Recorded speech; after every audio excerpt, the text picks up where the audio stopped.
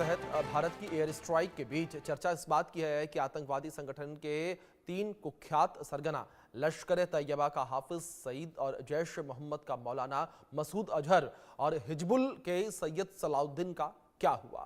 तो आपको बता दें कि 3 पाकिस्तानी आतंकी संगठन के 9 टेरर कैंप का खात्मा हो गया है। लश्कर तैयबा के 3 ठिकाने, जैश मोहम्मद के 4 और हिजबुल मुजाहिदीन के 2 टेरर कैंप निस्तेनाबूद कर दिए गए हैं। एयर स्ट्राइक और ड्रोन अटैक से डर का आलम यह कि तीनों को पाकिस्तानी सेना और आईएसआई ने छुपा दिया है।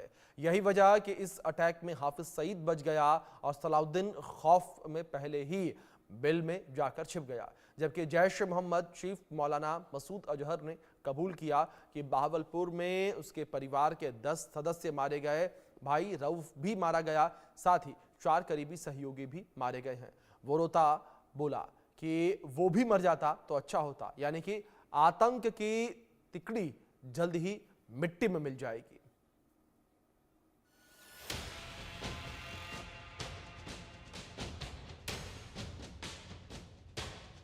आतंक की तिकड़ी मिट्टी में मिली।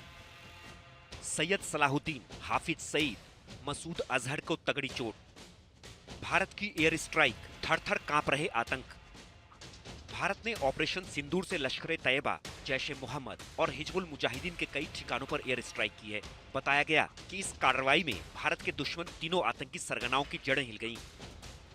माना जा रहा है कि इस हमले के बाद इन तीनों आतंकी संगठनों के आकाओं पर पहाड़ टूट पड़ा है। सैयद सलाहुद्दीन, हाफिज सईद, मसूद अजहर इस वक्त खून के आंसू रो रहे हैं। 26/11 मुंबई हमले के मास्टरमाइंड और लश्कर तैयबा के सरगना हाफिज सईद के 3 अहम ठिकाने थे, जिनमें मुरीद के सवाई नल्ला और मरकज अहले हदीस शामिल है।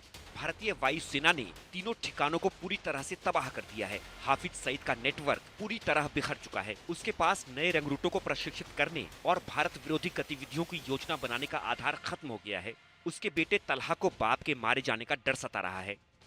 The most stupid prime minister in the world, वो मोदी है। मोदी, उसका मशहूर नाम क्या है?